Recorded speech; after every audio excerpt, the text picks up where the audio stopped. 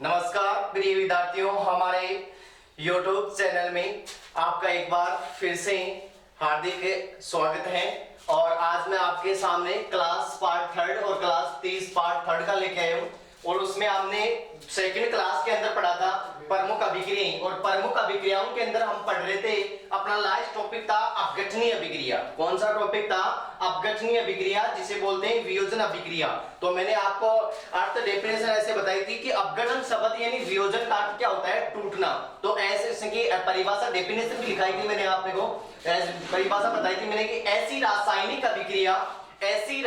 अभिक्रिया गौर से समझिएगा, आप ध्यान देंगे और अच्छी तरीके से आपको बढ़िया तरीके से समझ में आएगा। और आपको अभी इसमें कुछ समझ में नहीं है या कुछ आपको रिएक्शन वगैरह बढ़िया नहीं लगे तो आप मेरे को कमेंट बॉक्स में जरूर बताएंगे।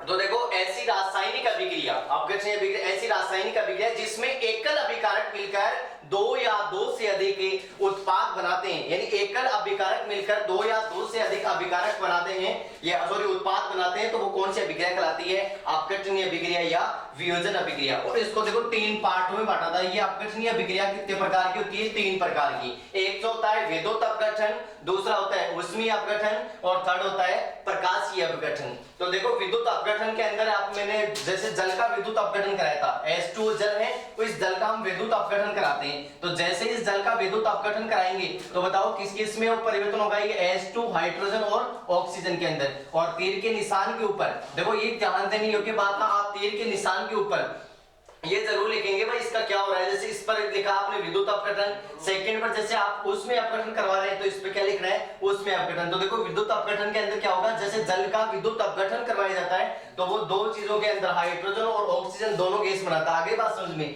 इसी आधार पर देखो, फिर सेकंड आता है ऊष्मीय अपघटन। और विद्युत अपघटन की डेफिनेशन किस प्रकार से दोगे आप? परिभाषाएं देखो मैं बताऊं, बस डायरेक्ट आपको लिखना है, ऐसी रासायनिक अभिक्रिया जिसमें विद्युत द्वारा अपघटन होता है, विद्युत अपघटन होता है, ऐसी रासायनिक अभिक्रिया कौन सी अभिक्रिया कहलाती है? विद्युत अपघटन अभिक्रिया कहलाती है। सेकंड आती है ऊष्मीय अपघटन। तो इसकी परिभाषा तो कैसे देंगे? ऐसी रासायनिक अभिक्रिया जिसमें ऊष्मीय अपघटन होता है, अर्थात यदि इसका ऊष्मा का अपघटन होता है तो ऐसी रासायनिक अभिक्रिया ऊष्मीय अपघटन अभिक्रिया नाम से स्पष्ट है। और इसका एग्जांपल देंगे आप, ये है CaCO3, कैल्शियम कार्बोनेट। क्या होता है ये?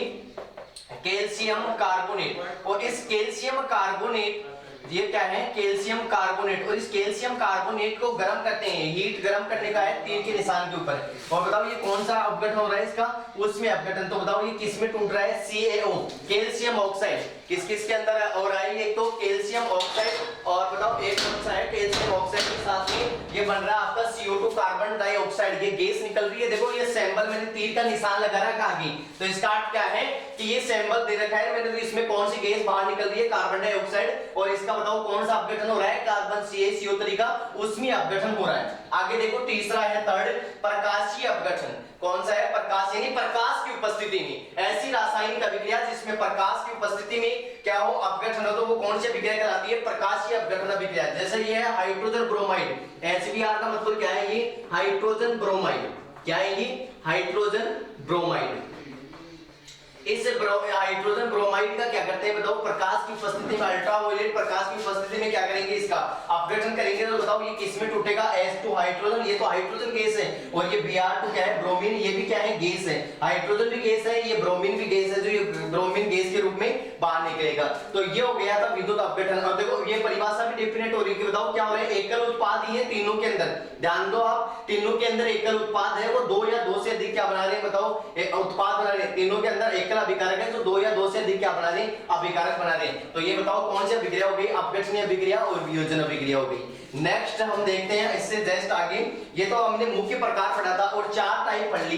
पहला तो पढ़ा था आपने संयोजन अभिक्रिया, जस्ट इस वियोजन का उल्टा होता है। और फिर सेकंड पढ़ी थी आपने विस्थापन अभिक्रिया, और थर्ड पढ़ी थी आपने द्विविस्थापन अभिक्रिया, और चौथी पढ़ी आपने कौन सी अभिक्रिया? अपघटनीय अभिक्रिया। और कुछ बच्चों के मेरे पास ऐसे कमेंट्स में है कि जो तो आपको ने सेकंड रिएक्शन पढ़ी थी, कौन सी? विस्थापन अभिक्रिया की, सर उसमें आपने क्रियाशीलता का क्रम नहीं बताया। तो जैसे ये चैप्टर क्लियर होगा ना, जब क्वेश्चन करवाएंगे हम, चैप्टर के क्लियर होने के बाद क्वेश्चन कराएंगे, उसमें हमें क्रियाशीलता के क्रम का मैं आपको ट्रिक बता दूंगा, आप उससे क्लियर कर लेना। तो नेक्स्ट आगे हम देखते हैं। इसके पश्चात हमने आगे देखेंगे, आगे है आपका जो है अभिक्रिया के प्रकार पढ़िए, आप पढ़ेंगे अभिक्रिया ही पढ़ेंगे, लेकिन किसके आधार पर पढ़ेंगे? वेग के आधार पर, यानी समय मान लो या वेग के आधार पर अभिक्रियाएं पढ़ेंगे। तो देखो वेग के आधार पर अभिक्रियाएं कितने प्रकार की होती है और कैसे क्या है वो तो उसके बारे में ध्यान देंगे। तो देखो सामने ध्यान दो बोर्ड पर, और आपको जो भी अगर कहीं दिक्कत हो तो आपको हमें कमेंट बॉक्स में आप जरूर बताएं, इस तरह हमारी ये दिक्कत है। आ गई ना बात समझ में? तो देखो ध्यान दो, अगली अभिक्रिया वेग के आधार पर, किसके आधार पर? वेग के आधार पर, वेग के आधार पर। और वेग के आधार पर देखो रिएक्शन कितने प्रकार की होती है? दो प्रकार की। नंबर एक तीव्र अभिक्रिया। कौन सी अभिक्रिया? तीव्र अभिक्रिया। नंबर एक तो कौन सी? तीव्र अभिक्रिया। और नंबर जो दो है वो कौन सी अभिक्रिया? मंद अभिक्रिया। कौन सी अभिक्रिया? मंद अभिक्रिया। तो बताओ वेग के आधार पर या समय के आधार पर, समय भी बोल सकते हैं आप इसको, तो वेग या समय के आधार पर अभिक्रियाएं बताओ कितने प्रकार की होती है? दो प्रकार की होती है। दो प्रकार में पहले आपको तीव्र अभिक्रिया और दूसरी बताई कौन सी? बताओ मंद अभिक्रिया।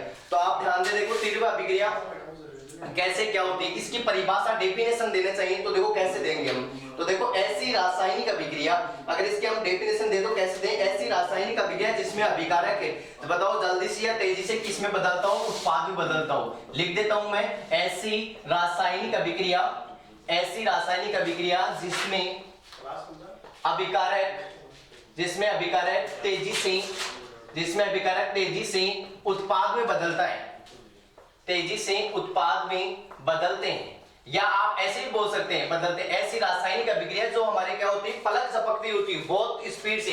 देखो तीव्र का मतलब वैसे ही स्पष्ट हो रहा है भाई, जो तेज गति से संपन्न होती है। तो ऐसी रासायनिक अभिक्रिया जिसमें अभिकारक तेजी से किसमें चेंजिंग हो जाता है? उत्पाद में बदल जाता है। तो बताओ ऐसी रासायनिक अभिक्रिया कौन सी अभिक्रिया कहलाती है? तीव्र अभिक्रिया कहलाती है। अर्थात जिसमें कुछ ही सेकंडों के अंदर, बहुत कम टाइम के अंदर क्या हो? अभिकारक इसमें बदलता हो, उत्पाद में बदलता हो। तो ऐसी रासायनिक अभिक्रिया बताओ कौन सी अभिक्रिया कहलाती है? तीव्र अभिक्रिया कहलाती है। अब देखो इसके अंदर, अब हम ये मैं आपको एग्जांपल के तौर पर समझाता हूं। देखो कैसे एग्जांपल के तौर पर ये किस प्रकार से बदलती है।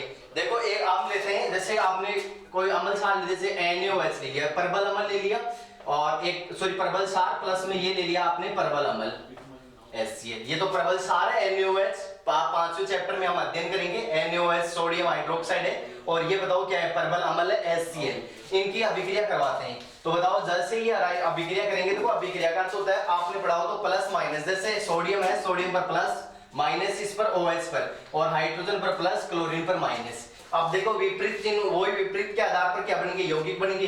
ये Na, ये क्या बना लेगा बताओ? Cl। तो ये तो क्या बन गया? इधर तो NaCl। ध्यान देंगे आप सामने, और आपने संयोजकता का पॉइंट भी आपको पढ़ना है। आप संयोजकता ध्यान रखेंगे, सोडियम की प्लस की एक, हाइड्रोजन को माइनस एक है, यहाँ पर हाइड्रोजन की प्लस एक, क्लोरीन की माइनस एक। तो बताओ ये तो क्या बना लिया? NaCl, और साथ में बताओ क्या निकल गया? ये H2। ये क्या निकल गया यहाँ से? जल। तो प्लस में क्या बन गया? H2 जल। समझ में आई कि नहीं आई?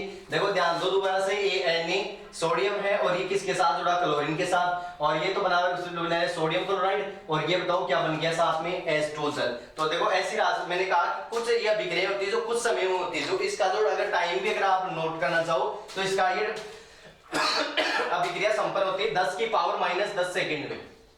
कितने सेकंड में संपन्न होती है अभिक्रिया?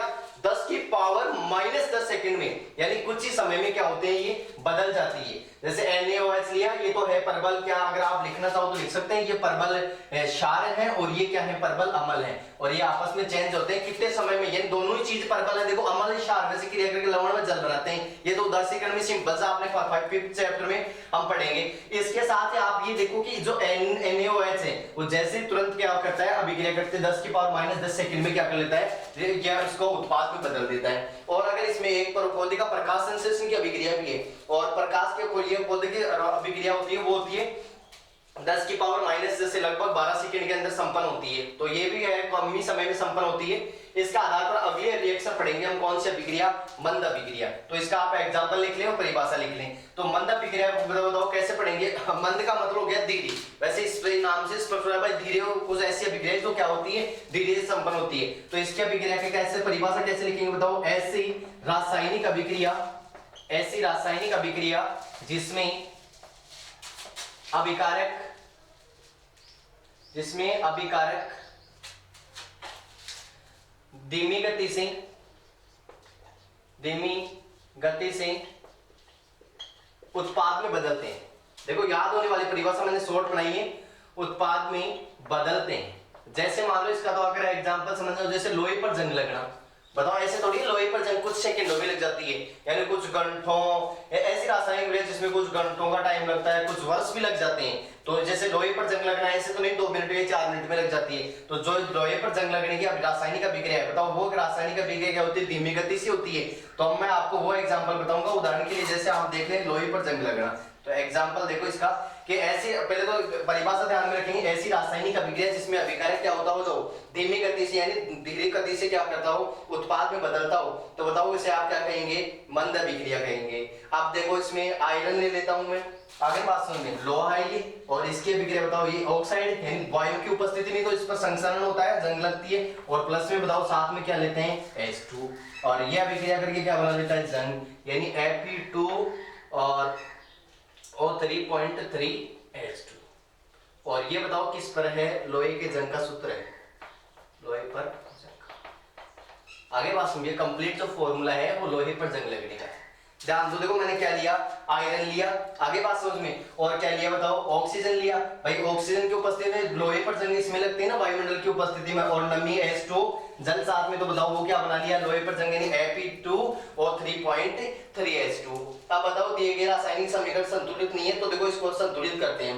संतुलित करने के लिए बताओ क्या करते हैं? वही संतुलन का नियम मैंने आपको कल भी बताया था, और सेकंड क्लास हुई थी, सेकंड क्लास में बताया था कि ऑक्सीजन व हाइड्रोजन छोड़कर अन्य तत्वों को संतुलित करते हैं। इधर दोनों तरफ से आप मिलान कर लीजिए, जिस तरफ कम हो उस तरफ आप लगा दीजिए। देखो अनुमान विधि बताई थी, हिट एंड ट्रायल विधि, इसके अनुसार बताओ क्या करेंगे? इधर बताओ ऑक्सीजन कितना हुआ? 3 दूनी 6, और यह कितना हुआ? यहाँ पर कितना है? 3। तो देखो यहाँ पर क्या लगाते हैं? 2 लगाते हैं। जैसे 2 लगाएंगे तो बताओ कैसे? 2 दूनी, तो यहाँ 4, वो तो 4 का मतलब यहाँ तो Fe तो कितना हो गया? 4, तो Fe संतुलित हो गया।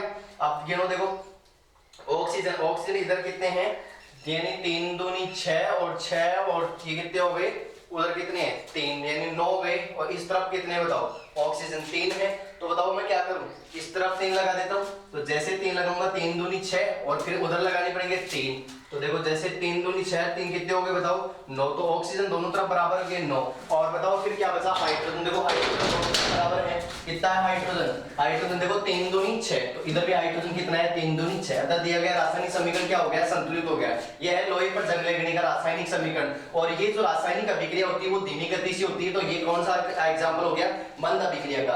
अब देखो आगे हम देखते हैं नेक्स्ट क्या देखते हैं बताओ? ये तो हमने किसके आधार पर पढ़ी? वेग के आधार पर पढ़ लिया। भाई क्या होता है? ऑक्सीजन अपचयन अभिक्रिया होती है। अब देखो कुछ अभिक्रिया आती है, आपने पढ़ा हो तो उत्क्रमणीय अनुत्क्रमणीय अभिक्रिया, उत्क्रमणीय और अनुत्क्रमणीय अभिक्रिया। मैंने फर्स्ट क्लास के अंदर जब आपने परिवर्तन पढ़ा था, उस परिवर्तन में बताया था उत्क्रमणीय 2 शब्द आए थे, एक तो उत्क्रमणीय आया था और एक अनुत्क्रमणीय। और मैंने कहा था कि इसी चैप्टर में हम क्या पढ़ेंगे? इनके बारे में रिएक्शन भी पढ़ेंगे। तो देखो ध्यान दो सामने आप, उत्क्रमणीय और अनुत्क्रमणीय क्या होती है। सबसे पहले देखो उत्क्रमणीय अभिक्रिया, उत्क्रमणीय अभिक्रिया, जहां पर देखो थोड़ा सा नाम में डिफरेंट है। एक दूसरी होती है, पहली तो उत्क्रमणीय और दूसरी रासायनिक अभिक्रिया कौन सी होती है? अनुत्क्रमणीय। देखो बिल्कुल कंफ्यूज नहीं रहेगा, जस्ट एक बार अगर आप समझ लिए ना तो यहां पर ही समझ में आ जाएगा। देखो ध्यान दो, आप सामने ध्यान दो। उत्क्रमणीय अभिक्रिया बताओ, उत्क्रमणीय अभिक्रिया के अंदर बताओ क्या करेंगे हम? उत्क्रमणीय अभिक्रिया कौन सी की? ऐसी रासायनिक अभिक्रिया। देखो उत्क्रमणीय अभिक्रिया और अनुत्क्रमणीय में चेंजिंग इतना ही कि उत्क्रमणीय अभिक्रिया दोनों दिशाओं में संपन्न होती है। अर्थात ये अभिक्रिया क्या करती है? ऐसी रासायनिक अभिक्रिया, मैं यहाँ बोर्ड पे इसकी डेफिनेशन लिख ही देता हूं। ऐसी रासायनिक अभिक्रिया, ऐसी रासायनिक अभिक्रिया जिसमें अभिकारक से उत्पाद में बदलती हैं,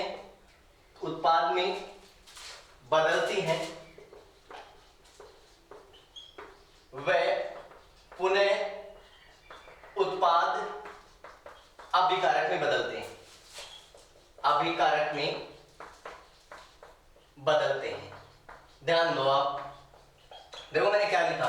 ऐसी रासायनिक अभिक्रिया जिसमें अभिकारक उत्पाद में बदलते हैं, वह पुनः उत्पाद किस में बदल जाता है? अभिकारक में बदल जाता है। जैसे मान लो मैंने ले लिया A+B, और ये क्या बना लिया बताओ C+D, और फिर ये वापस उत्पाद बना तो ये C+D और वापस किस में बना लिया ये A+B। तो इसको देखो एक चिन्ह के द्वारा, जब हमने इनका चरण पढ़ा था तो मैंने एक चिन्ह बताया था आपको रिवर्सिबल, जिसको बोलते हैं अग्र दिशा और पश्चिम दिशा दोनों में संपन्न होती है। देखो A+B और देखो इसका निशान लेते हैं ये आगे और पीछे। पहले तो ये A और B क्या बना रहे हैं C+D और फिर वापस C+D क्या बना रहा है A+B। तो देखो इसको आप ऐसे ही पढ़ सकते हैं कि ऐसी रासायनिक अभिक्रिया जिसमें अभिकारक से उत्पाद और वापस अभिकारक से पुनः वापस उत्पाद से क्या बनता है अभिकारक में बदलते हैं, ऐसी रासायनिक अभिक्रिया कौन सी अभिक्रिया कहलाती है उत्क्रमणीय अभिक्रिया। और ये रासायनिक अभिक्रिया दोनों दिशाओं में क्या होती है संपन्न होती है। भाई वह ये रासायनिक अभिक्रिया क्या होती है दोनों दिशाओं में संपन्न होती है, इसलिए बताओ इसको कौन सी अभिक्रिया कहते हैं उत्क्रमणीय अभिक्रिया। ध्यान देने की बात है इनमें दोनों की सांद्रता भी समान रहेगी। भाई अभिकारक में जितने अणु रहेंगे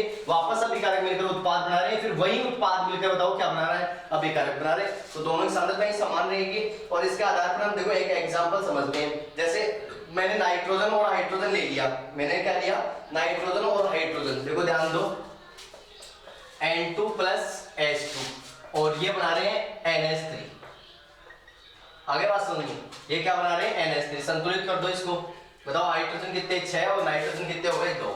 आगे बात समझिए, और आप अगर इनके अगर वो करने चाहो तो रिप्रेजेंट कर सकते हो नाइट्रोजन गैस, हाइड्रोजन भी गैस होती है, और बताओ अमोनिया भी क्या होती है गैस। तो बताओ क्या है ये N2 और 3H2। आगे बात समझिए, ये आपने लिया। अब इसके आधार पर देखो आप ध्यान दो कि जो N2 3H2 है ये नाइट्रोजन और हाइड्रोजन ये मिलकर देखो क्या बना लिया अमोनिया NH3। और जैसे ही बताओ ये NH3 टूटेगा, अर्थात ये क्या है मैंने कल बताया था कि NH4 का अर्थ होता है अमोनियम, ये तो होता है क्या बताओ एमोनियम, और NH3 बताओ क्या होता है अमोनियम। अब ये वापस अमोनिया टूट के बताओ किसमें नाइट्रोजन और हाइड्रोजन गैस में टूट सकता है। तो बताओ ये कौन सी अभिक्रिया हो गई उत्क्रमणीय। अब देखते हैं सेकंड अभिक्रिया कौन सी देखते हैं अनुत्क्रमणीय। तो बताओ अनुत्क्रमणीय अभिक्रिया में क्या होती है ऐसी रासायनिक अभिक्रिया जिसमें क्या होती है केवल एक दिशा में संपन्न होती है, अर्थात अभिकारक से क्या बनाती है उत्पाद बनाती है। डायरेक्ट लिख सकते हैं ऐसी रासायनिक अभिक्रिया जो अभिकारक से उत्पाद बनाती है। लेकिन ये देखो ध्यान रखना वापस उत्पाद से अभिकारक नहीं बनते, और जो एक दिशा में संपन्न होती है, यानी एक दिशा में व्यक्त होती है, एक दिशा में संपन्न होती है। जैसे एक दिशा में संपन्न होने का मतलब, तो ऐसी अभिक्रिया बताओ कौन सी अभिक्रिया कहलाएगी अनुत्क्रमणीय अभिक्रिया। लिख लेना ऐसी अभिक्रिया कौन सी अभिक्रिया कहलाएगी अनुत्क्रमणीय अभिक्रिया। इसको आप अनुत्क्रमणीय अभिक्रिया कह देंगे। सही है। अब बताओ जैसे मैंने ले लिया A+B ले लिया और ये किस में चेंजिंग हुआ बताओ C+D में, तो वापस C+D से हम नहीं बना सकते। जैसे बताओ कि सर जो ये एग्जांपल आपने खूब बार ले लिया कार्बन प्लस ऑक्सीजन C+O2 और ये मिलकर क्या बना लिया CO2 कार्बन डाइऑक्साइड। अब बताओ अगर वही कार्बन कोयले का दहन हुआ उससे जलने के पश्चात क्या हुई राख हुई कार्बन डाइऑक्साइड। अब बताओ उस राख से आप वापस थोड़ी बना सकते हैं, वापस कार्बन या ऑक्सीजन थोड़ी बना सकते हो। तो ऐसी अभिक्रिया जो रासायनिक अभिक्रिया जो अभिकारक से केवल उत्पाद में बदलती है, जो एक ही दिशा में संपन्न होती है, वह अभिक्रिया कौन सी अभिक्रिया कहलाती है अनुत्क्रमणीय अभिक्रिया कहलाती है। इनमें कोई दिक्कत हो तो आप कमेंट बॉक्स में जरूर बताएंगे कि सर हमारी ये समस्या है, तो आप कमेंट करके हमें जरूर बताएंगे। कोई अभिक्रिया में आपकी दिक्कत हो, कोई संतुलित करने में दिक्कत हो तो वापस देख लेना। उत्क्रमणीय अभिक्रिया तो दोनों दिशाओं में संपन्न होती है, अनुत्क्रमणीय अभिक्रिया एक दिशा में संपन्न होती है। दोनों के मैंने एग्जांपल बता दिए। आगे आप देखो नेक्स्ट पढ़ेंगे। अब कुछ अभिक्रियाएं हैं आप देखा हो तो ऑक्सीकरण अपचयन, ज्यादातर बच्चों की इसमें दिक्कत होती है सर किसका ऑक्सीकरण हो रहा है किसका अपचयन हो रहा है किसका क्या हो रहा है। देखो मैं अभी एक टेबल बना के बताऊंगा आपको ऑक्सीकरण और अपचयन के बारे में। आज के बाद में आपकी कंफ्यूज नहीं रहेगा, थोड़ा सा आप उसको तरीके से एक बार देख लें। पहले मैं टेबल बना देता हूँ, उस टेबल को आप अगर आराम से आप जब स्टडी करें तो इसको आप लिखेंगे, नोटबुक लेके बैठेंगे, ये जरूर होना चाहिए नोटबुक आपके पास होनी चाहिए। लिखित में अगर आप देखेंगे तो ये अच्छा लगेगा और समझ में बढ़िया आएगा। तो देखो आपको मैं बताता हूँ ऑक्सीकरण और अपचयन के बारे में। तो ऑक्सीकरण अपचयन अभिक्रिया किस प्रकार से होती है, कैसे क्या बनाते हैं। तो देखो ऑक्सीकरण और अपचयन, तो एक तरफ तो लिख लेता हूं मैं ऑक्सीकरण और एक तरफ लिख लिया मैंने अपचयन। ध्यान दो ऑक्सीकरण और अपचयन।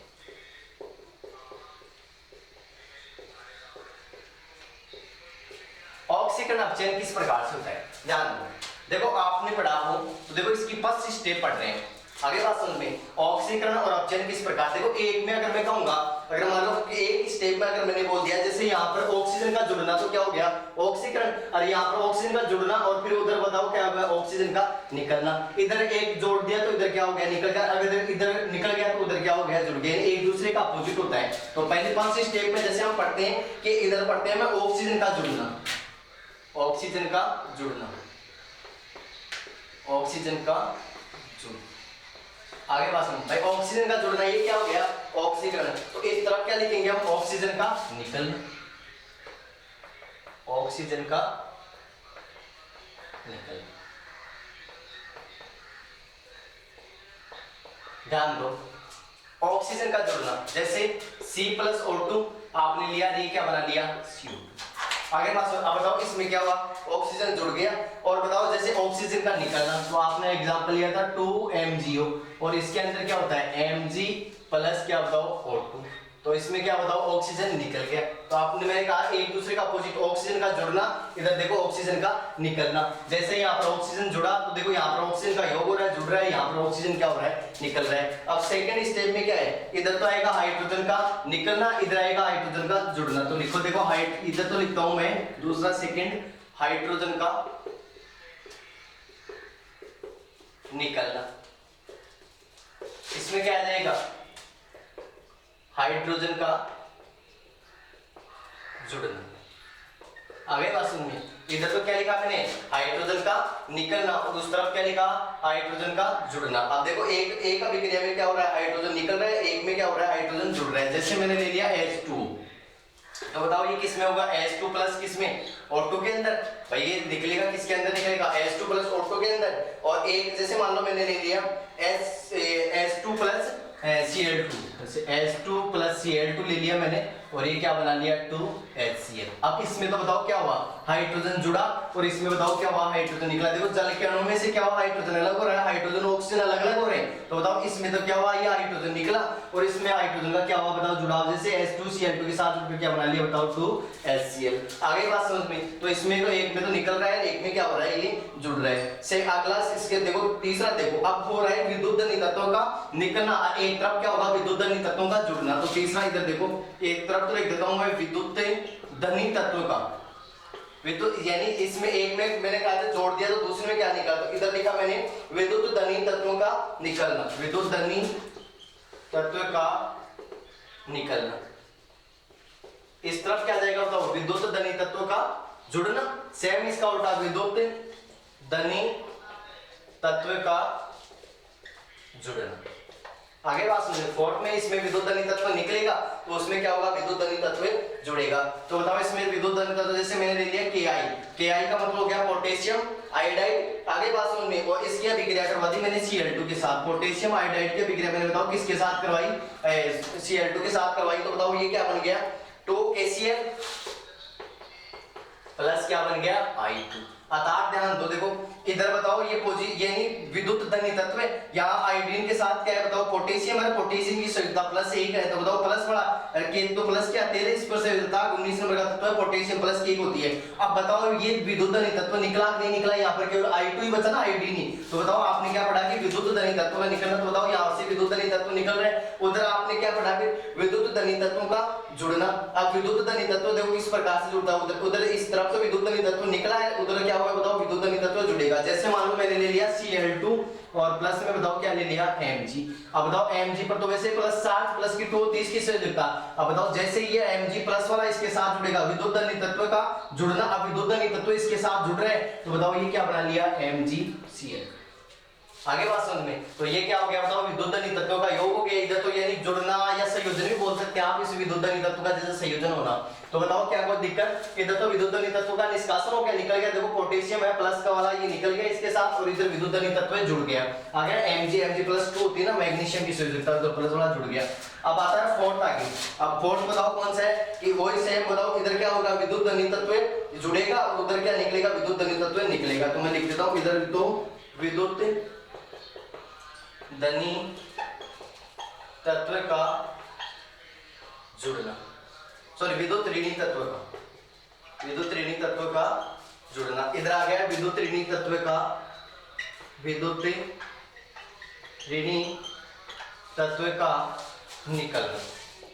अब इसमें तो क्या होता था, नहीं निकला था, जुड़े थे, और इसमें क्या करेंगे, अब विद्युत ऋणी तत्व जुड़ेंगे और विद्युत ऋणी तत्व निकलेंगे। तो बताओ विद्युत ऋणी तत्व, जैसे मैंने मान लो ये ले लिया, एक तो ले लिया मैंने Mg और प्लस में क्या ले लिया Cl2।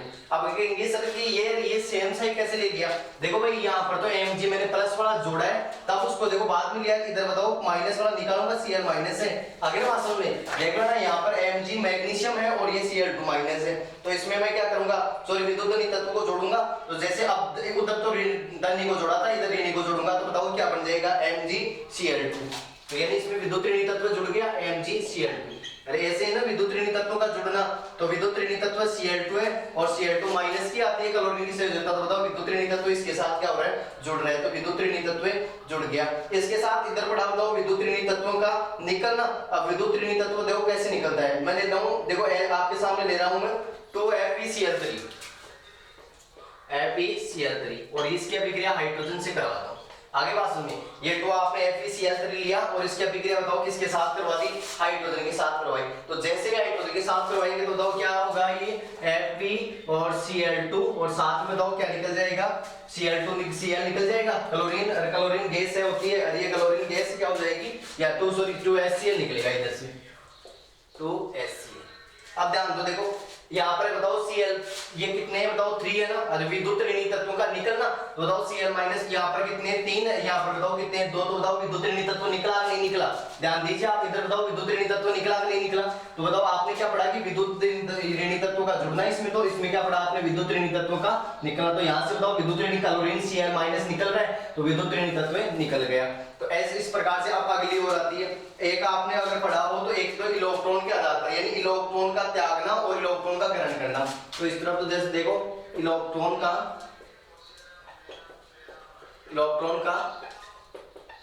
त्यागना, यानी एक तो इलेक्ट्रॉन के त्यागने के आधार पर है और एक है इलेक्ट्रॉन के ग्रहण करने के आधार पर, इलेक्ट्रॉन के ग्रहण करने के आधार पर, इलेक्ट्रॉन के ग्रहण करने के आधार आगे बात सुनिए, कुछ यहाँ नीचे मिस्टेक हो रही है तो मैं ऊपर लिख रहा हूँ, आपको अगर कोई दिखने वगैरह में मिस्टेक हो रही है तो इस तरफ लिख रहा हूँ। तो 5वां पॉइंट अपना इस तरफ तो लिखा मैंने इलेक्ट्रॉन का है, इलेक्ट्रॉन के त्यागने के आधार पर, और इस तरफ लिख रहा हूं मैं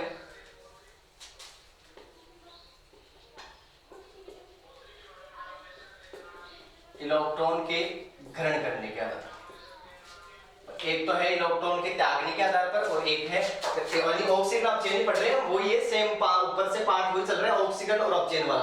तो इस तरफ 5वां पॉइंट है कि इलेक्ट्रॉन के आधार पर ऑक्सीजन, इधर होगा क्या, अपचयन। अब बताओ इलेक्ट्रॉन के आधार पर कैसे होगा, जैसे आपने लिया सोडियम Na ले लिया एग्जांपल के तौर पर, और सोडियम Na लिया, बताओ Na किस में टूटेगा, Na प्लस, और प्लस एक इलेक्ट्रॉन निकालता है, कैसे आपने पढ़ाओ तो इसकी संयोजकता ज्ञात करते हैं। तो बताओ इसका कोष कैसे होता है, Na का अगर आपने ध्यान दिया हो तो 2 8 और 1 होता है, जैसे ये एक इलेक्ट्रॉन त्यागता है, आगे ये कह रहा है तो त्यागने के पश्चात ये ऐसे बनता है Na प्लस बनता है, Na प्लस को ये Na निकाल दिया, इसके साथ एक इलेक्ट्रॉन निकला। अब ये क्या होता है, एक इलेक्ट्रॉन ग्रहण करने के आधार पर। अब बताओ एक इलेक्ट्रॉन ग्रहण, जैसे क्लोरीन है और क्लोरीन क्या करता है, एक इलेक्ट्रॉन ग्रहण करके क्या बनाता है, Cl माइनस Na प्लस बनता है।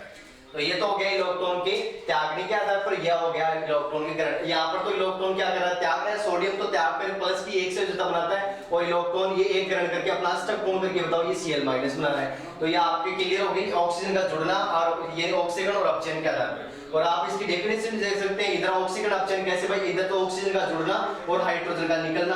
अगर आपको पूछे ना परिभाषा कि ऑक्सीजन अपचयन किसे कहेंगे, तो आप क्या कह सकते हैं कि ऑक्सीजन का जुड़ना इधर और हाइड्रोजन का निकलना, और इधर ऑक्सीजन का, ये तो क्या हो गया ऑक्सीजन का जुड़ना हाइड्रोजन का निकलना, और अपचयन क्या हो गया, ऑक्सीजन का निकलना हाइड्रोजन का जुड़ना। एग्जांपल दे देना दोनों, तो बताओ ये हो जाएगा। अगर फिर भी आपको नहीं समझ में आई तो आप देख लेना एक बार, इसको अच्छी प्रकार से आप इस टेबल को बनाना, एकदम शॉर्ट है, बिल्कुल एकदम सटीक है, 4-5 पॉइंट आप देखेंगे उसके पश्चात समझ में आ जाएंगे।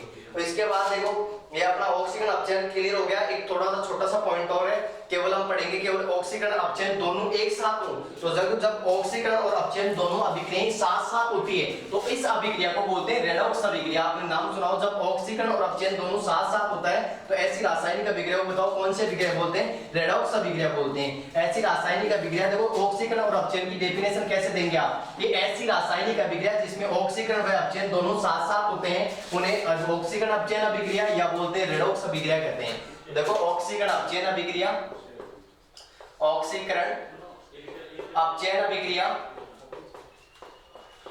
या बोलो इसमें रेडॉक्स अभिक्रिया। तो आप डेफिनेशन क्या देंगे? ऐसी रासायनिक अभिक्रिया, ऐसी रासायनिक अभिक्रिया जिसमें ऑक्सीकरण व अपचयन दोनों साथ साथ होते हैं,